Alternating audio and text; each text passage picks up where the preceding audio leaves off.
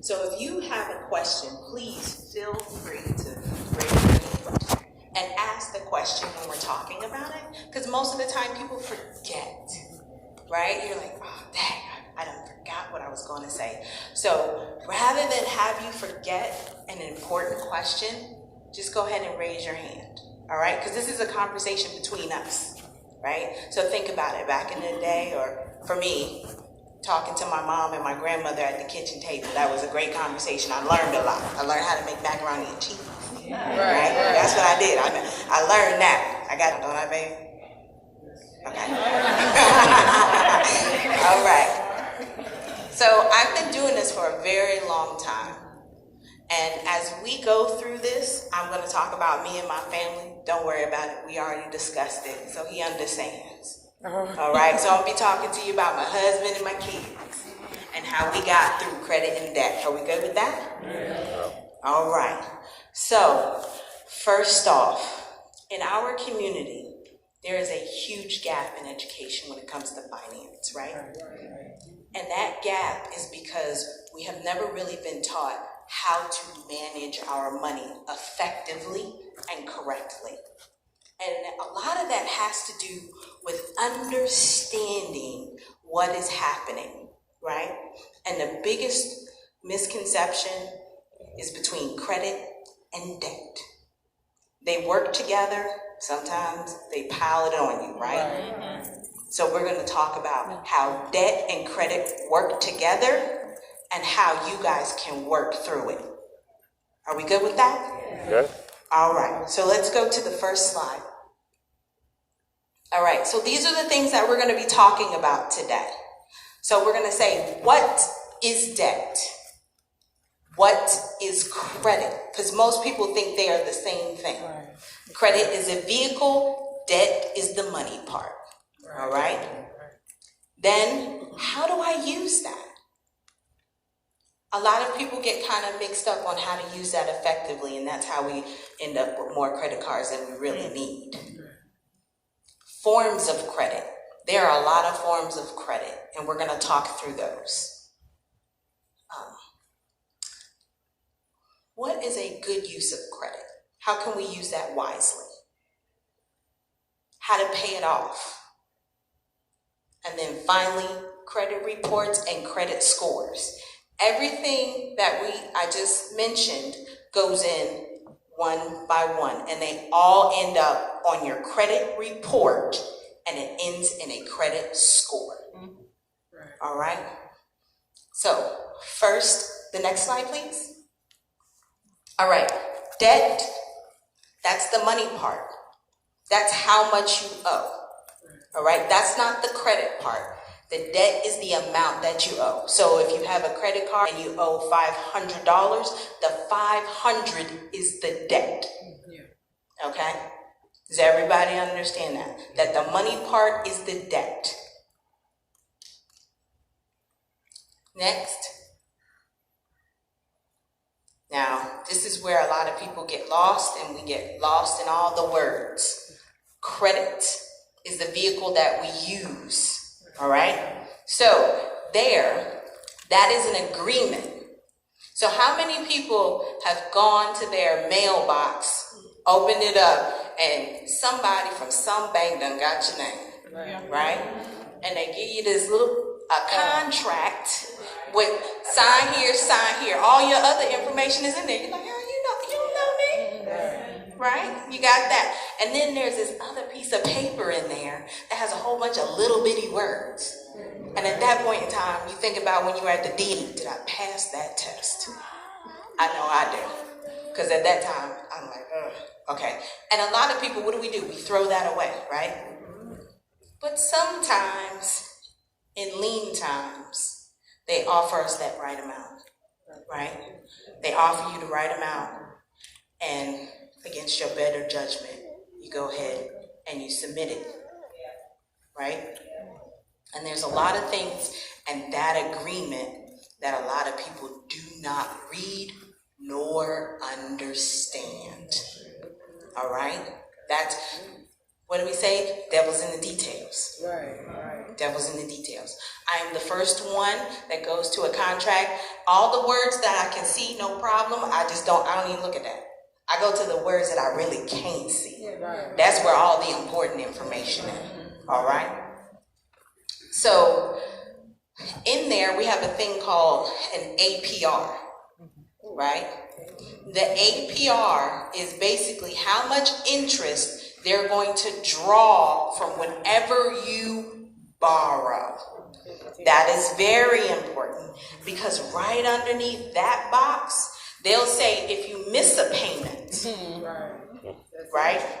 If you miss a payment, it'll skyrocket on you, right? It'll also tell you how long the billing cycle is. It can be 24, it can be 30, it can be 31.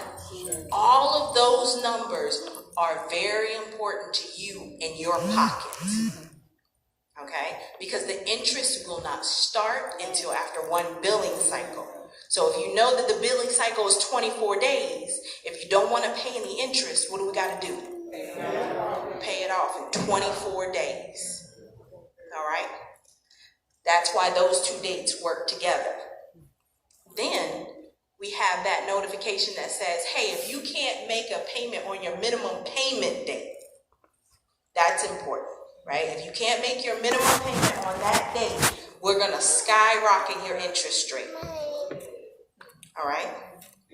Now, when you're looking at that date, that minimum date, and that minimum amount, you have to look at your balance as well.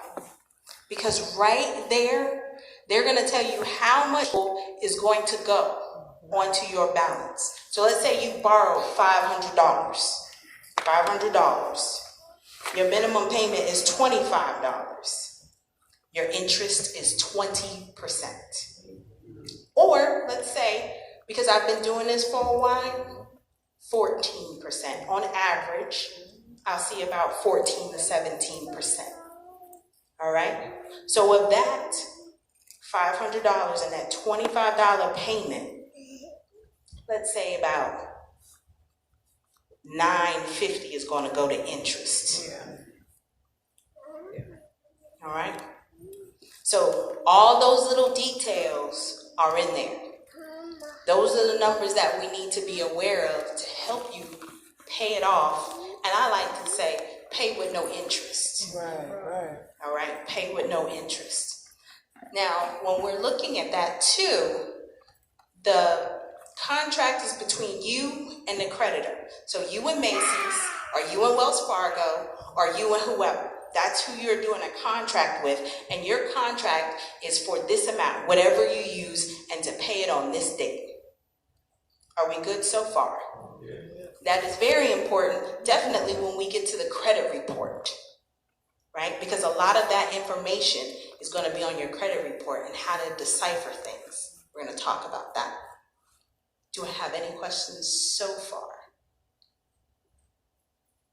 Okay. Let's go. All right. So we have good uses of credit and not so good uses of credit. All right. So let's start on the good side. They say it's for convenience. Can anyone think of a convenient way to use their credit? Just go ahead and spout it out. Gas? I got gas. Groceries?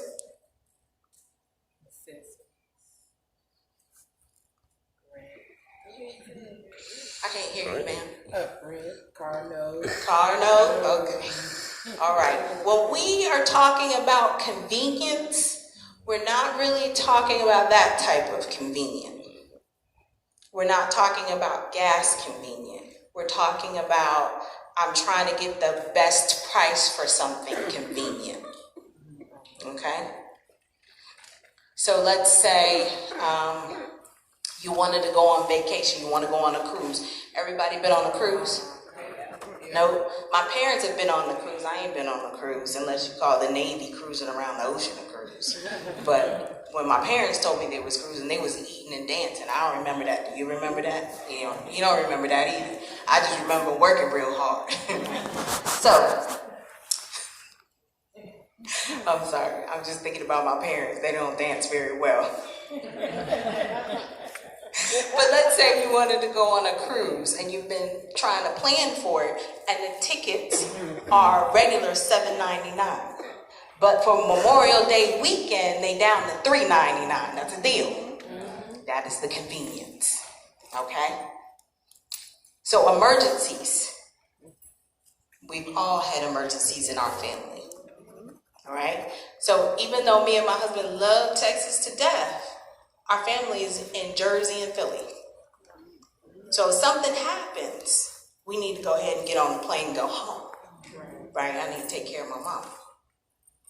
That is what we call an emergency use. Or, again, I love Texas. Y'all driving. You're driving. Whew, be scaring me. Right? So I have seen a few people on the side of the road. An emergency. All right? That's what we consider emergency use. All right? We kind of just talked about the reservations. So has anybody tried to rent a car with a debit card? Yeah. See, we've been there, right? So how much do they hold of your money? $250. Sometimes more, depending on your insurance, right? That's the money you was trying to spend. You was like, look, I'm going on vacation, and you trying to hold $250. Right? Then you got to recalculate in your eating budget. Right? So with that being said, when we look at that, that's what that's for, to rent a car and not have that hold on your money. That also helps you with your insurance too. Because sometimes they hit you for the $250 and then a $5, or I've heard of $1,000. Now you just don't go. Right. That's the whole budget. Okay? Now, this is where we get kind of stuck. Right? We also use credit cards to buy something that's too expensive. So can anybody just go ahead and just say it loud and proud? I don't bite, I promise. Just loud and proud. What do you think you could use a credit card for that is an expensive item? Diamond ring. A diamond ring? Yeah, I'm with you. I'm with you. Luckily I had him. You know, he put it on layaway. You gotta work the system, layaway, but I love him. I do. It's layaway. Right? That's the one. Okay, I make payments 3 years later. But anyway, so let's think of another one. A TV. Okay. How about a car? Right? Because if your car note, that's a contract between you and whoever to get that car off that lot. How about your house? Right? You want to get out of the rent race, so you want to buy a house. It's between you and Wells Fargo. I am not pitching Wells Fargo. I did stop by the ATM, I promise. That's why they're on my mind. But between you and whoever bank has the mortgage. Those are, when we're talking about expenses, we're talking about those large expenses. Like, even if you try to save $20,000, it may take you some time. All right? So those are those large expenses. But usually, in our community, when we think of expensive, we do think about a TV. We do think about a ring, right? But when it comes to credit, is that the best? No. For the house, yes. For the car, yes. So we just have to kind of reevaluate what's really expensive. Yeah, it's expensive for our pocket, but is it a wise use of our credit?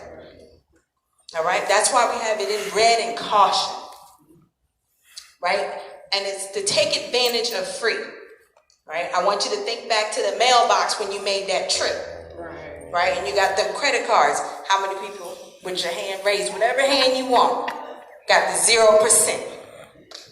Y'all get no 0% in their thing? They got 0% for 60 days. Come get my credit card. All right. That is a cute trip, but it can get you caught up. It'll get you in a cycle. All right. I've been counseling since 2009, and I counsel couples and individuals on financial stress and to help them get out of financial trouble. And let me tell you, 0% interest credit cards, I see time and time again. That gets people in real big trouble, real quick. And we'll talk about that and how that happens. All right, so we're going to go to somewhat the downward side. All right. Costly interest. We kind of talked about that, right? So that 0% credit card, if you look at those little words that I tell you everybody don't look at, they'll tell you it's 0 for 10 months, 12 months, 18 months, 24 months. But after that, we're at 28.88. Right? You was like, I thought I was going out, but I guess not. On that one, right? And then, okay, I've been here, y'all. I've been here. You cleared up your credit card a little bit, got a little room on it. Macy's got a great sale. Right? And you like, well, Lord, I did do good. And I cleaned up $250. This dress is only $25 and it's 50% off. And I got a scratch off. Right? Y'all feel that? Am I the only one? 'Cause I'm telling you, my daughter got to pull me back sometimes. I'll be like, but it's on the clearance. No, okay. All right, it's just me. Right? And the over-indebtedness is also a problem. And that's when I see people cycle credit card after credit card after credit card. I have a few clients that have at least 10 plus credit cards. And it starts with a 0. So that indebtedness just rolls over and rolls over. Before you know it, 500 at 0% is now 45,000 at 28. It can happen. All right. Any questions so far? You sure? Am I just that good? Thank you. I appreciate it. All right. Now we're really going to get into the nitty-gritty of credit, right? How these work, how you can work with them, and how they work against you. Are we ready? We ready to get on that train? Yeah. All right. You said it. So we're about to go. We're about to pull out. So we were talking about credit cards. Credit cards come in different forms. 2 forms to be exact. They come in merchant form and they come in major form. Merchants, okay. I told you, to let y'all know, I have a lot of kids and a dog. Right? I know, I got a lot of kids. I only got 1 daughter. How many boys y'all think I got?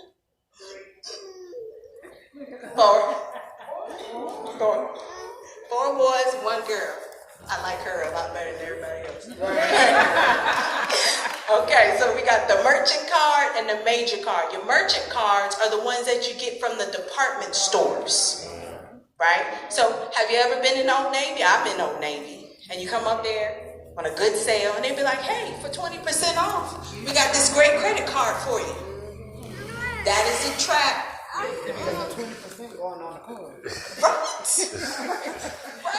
We got that. And we also have to think about our credit report. Right? Credit report. We gotta think about the credit report. Because when we start talking about credit reports and pulls, that is going to take a little hit to your credit score. All right? You have your merchant and then you have your major. Those are your Visas and your MasterCards and your American Expresses. All right? Now, when it comes to credit, the one that you want is the majors. Now, I know back in the day, our parents told us, hey, just start you off with little J.C. Penney's, little Montgomery Wards. I just told my age, right? Right? Right? So there you go. So those are available to you, but they're not the best for you. So if you're going to get a credit card, I tell everyone to start with a secure major credit card.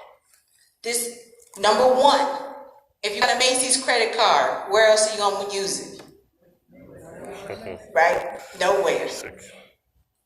So now you got to go to Macy's to use it because you have to use your credit cards. And now you got a whole bunch of dresses. You looking sharp. That's about it, right? And broke. So your major cards you can use anywhere. And we have the credit cards to build your credit score. So you need a credit card that's versatile. All right? So we need a versatile credit card. JCPenney's, Old Navy, they're not going to help you. All right? So now we're going to talk about the 0%. Yes, ma'am? If you have a major credit card and you paid it off, but you have two major credit cards, how would that affect your credit? All right, when you... I've had, I'll say over 10 years, but I decided to, I paid it off. And so I eventually canceled some of the things to the that to make it credit. So obviously. All right. Now, whoever told you is absolutely 100% right. All right. So when you open a credit card, I ask people to do it for a reason, not just because. Because it's going to affect your credit to turn it on, and it's going to affect your credit to turn it off. And you have to use it continuously. You cannot stop using a credit card because your credit score will start to go down for non-use. Yes. Yes. So that's why I don't like my clients to have no more than 3. 3 is the maximum. I can't tell you what to do. I can only advise you. But I like them not to have no more than 3 major credit cards. Yes, ma'am. Okay, so what about people that don't have any credit cards and they're in debt? For those people, your credit is also suffering. Right? Your credit is suffering because the world is built on credit unless you're going to live your life on cash. That's the thing. For those that haven't developed or started to grow any credit, it's kind of like having a friendship with, having a friendship and you need somebody to vouch for you and you want to buy a car. Now, if they don't know you, who's there to vouch for you? So now I got to take a chance. So I'm going to give you a car, but I'm going to give you a car at 15% interest. Versus the person that has a friend, and they be like, yeah, she good, she been paying her bills, all right, cool. Oh, all right, you got history, I'm going to give you 3%.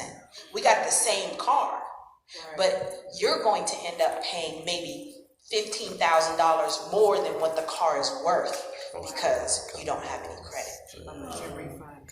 All right. So it's okay not to have any credit. You just have to decide and understand that you will live a cash life if you don't want to pay high interest. All right. So when you open up accounts, these credit card accounts, you have to be methodical about it. Why am I getting it? And how am I going to continuously use it? Because you cannot stop using it. If you stop using it, the creditor can close the account. And now whatever history you had, whatever they could vouch for you, it just went away. All that time. Right? It's like being in a relationship all that time. All right? That's wrong. Yeah. Right? I'm gonna let that soak in because they over there like, whoa. Right? Like, whoa. So I'm gonna let that soak in for a minute. Y'all might be at Starbucks later like, girl. Whew. It's very important because again, on top of having a credit card, right, and keeping it active, to keep a good credit score, you can't use no more than 30% of the limit that they give you. So if they give you a limit of 1,000 to keep a good credit score, you should never go over $300. I know, to give you 1,000 until you don't use it, right? It's like playing with you, making you a cake and I'm giving you a slice. So if you have bills that you're paying, say like a house and note and a car note, that's still not enough? Well, the thing about it, credit is divided into Seven sections. Yes, and it's broken up into segments. All right. And your car note is different than a house loan. That's called a mortgage note. So on your credit, it has mortgage note and car note and no revolving credit. We call the car and the house installment loans because there's an end date. With your credit, it's continuously revolving over and over. Never. Now, well, I'm not saying you should never pay it off.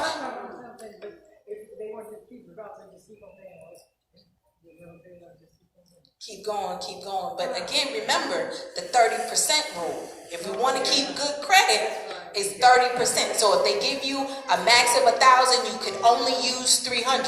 They're gonna let you go to 550. They're gonna let you go to 1,000. But your credit report and score are going to reflect. We call you that type of individual in credit stress. Because at that point in time, you're not using money, you're using credit to live. Because by that time, you paying it off to put something else on it. So I get paid, I'm going to put 75 on it, and then on the next payday, I'm going to need some gas, so I'm going to put it on a credit card so I can keep my money. We call that credit stress because you're using it to live. And nowhere in there do we say use credit to live. We say it for rentals, for good deals. Okay? Any questions? All right. So then, right? Let's talk about the 0%. Let's talk about what do you call them? I call them bombs, like landmines, in 0%. So 0% come right on time, about Christmas. Right? Christmas. 0%, 5 of them. Everybody. Right? And you look and you like, well, I get paid, and then I got this, right? So we get the 0%. Now, what we don't pay attention to is how long that 0% is for, right? So usually 12, 18, and sometimes 24 months is the time frame that's going to be 0%. Are you ready for the kicker though? If you don't pay it off by that time, right, depending on the creditor and all that tiny little print, right, it'll jump to 28%. And for some creditors, they take that 20% from the date in which you put that stuff on there. Yes. Right? So let's say you got the 0%, you put 1,000 on there and you've been playing. You ain't been paying it really. And then it hits you like, dang, 2 years went by. I still got 950 on here. Right? So guess what? 28%. And I'm gonna get 28% for the 1,000 you put on there 24 months ago. So now on that date, I done added another $1,000 to your 950. Now it's 19. You over because I only gave you 1,000. Right. All right. So then what happens? People feel like, oh, dang. Guess what else pops in the mail? Another 0% for $2,000. Right? Just in time for your 1950. Right? So you like, good Lord, just got it. Right? So now you got the 1950 sitting over here. Now I'm gonna just go ahead. I'm gonna do the transfer. They be like, no transfer fee. Yes, good. You got 18 months to pay it off. So you call them up. Yes, ma'am. Please move it. Thank you. Right? So now 950 that you used, 1,000 in just interest is now sitting on this 0%. Guess what? I got a free credit card right here. It ain't got nothing on it. Right. I just need a little gas. Just a little. I just need a little gas to give me the payday. So now we started off with 0%. Now we got one with almost 2,000 and one we just put $50 on at 28%. Right. So now I got to pay this credit card and that credit card. Now, this credit card, I done transferred the money, right? So now we got new caveats to transfers. They say no transfer fee. But then, 18 months go by, I got it down to 11. Now, I got to think about something. What people don't understand is when you do a transfer at 0% and you use that credit card again, that is what gets you. That's what gets you. Because when you make the payment doesn't all go to the 0% interest. It goes to the other part that you have on there. So let's say we transferred over 1950. Everybody with me? We on the train, 1950. Then I got, let's say they gave me the 2000. I need a little gas. I know around here I'm driving crazy. I need a little gas. So then you use that credit card and you put $50 on it. The minimum payment, no real minimum payment, but you pay $50. The $50 doesn't go to that 1950 that has 0% interest. Because as a merchant, I don't want you to pay that off. Right. So I'm going to take your payment and I'm going to put 75% of the payment on the $50 and I'm going to put $2 on the 1950. But you want the money to go to the 1950, right? No, you can't tell me what to do with your money. Because you can't tell me. It's in the contract.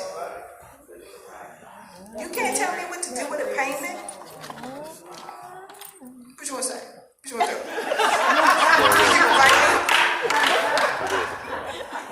You can't do nothing. So they're going to take the $50. They're going to put a majority on that $50. Because that $50 might be at 14%. But that 0%, like I said, is going to convert over to 28%. And you got 1950 on there. So I want that 1950 to stay. All right? So what happens? You let time go. And before you know it, they're talking about that.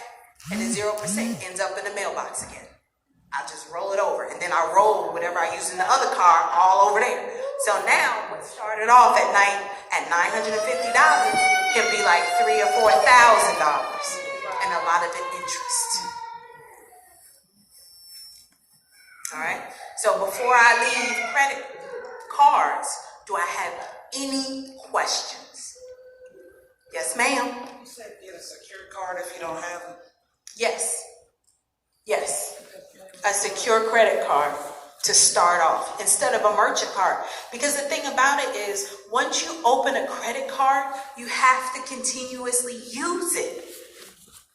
Yes, ma'am. What's the difference between unsecured and secure credit? Secure means that you up the money. So you went to Bank of America and you gave them $500 for a $500 secure credit card because they don't know you yet. And after a year, you say, hey, I done paid my bill on time. I've done good. Can I get my money back? They give you your $500 back, and you can go ahead and ask for a balance increase at that point in time. All right? Any questions? Sure. Yes. So on the secured card, do you still have to keep the balance 30%? Yes, ma'am. Still the same If requirements. you go over that when it's time, like a year later, to request a regular Unsecured, thank you, Pastor. Unsecured card that delay that or they'll deny the request. No, they won't deny it, but you might not get the most optimum interest rate. Okay. Because they'll calculate. So what you're doing is kind of like a test drive, right? But you bring in your own car, but you have the driving teacher next to you. He's marking you off. Yes, you did good, or no, you didn't. And at the end, it'll say if you go ahead and get your driver's license or not. Okay, what are some of the best secured cards? Is one better than the other? Not really. I like everyone. There's a difference between a bank and a credit union, all right? So a lot of people don't understand that there's a difference between a bank and a credit union. A bank is there to make money. So their interest rates on anything dealing with credit will be higher than a credit union. A credit union is there for the members. So they make money, but not to the point of Bank of America or Citibank. They're there for the people. So they keep their interest rates on their credit low, and they keep the interest rates on their CDs, money market accounts, and stuff like that high. So if we're going to talk that way, I like for people to go to credit unions for secure cards versus banks. But if you don't, a lot of credit unions, you gotta be a teacher, a firefighter, hop on one leg or something like that. But I do know, does anybody know anybody in the military? If you know somebody in the military and you're connected to them, you can open up a Navy Federal Bank account. And they have really good rates, really good rates. So a secured credit card, is it the same, like we fill out an application, you know, for a credit card? It's not, so you just go into the bank and request a secured credit card, and they'll give you one? Yeah, basically, because you're giving up your money. So if you request a secured credit card for $500, you have to give them $500 Oh, okay. because it's secured by that money. Oh, okay.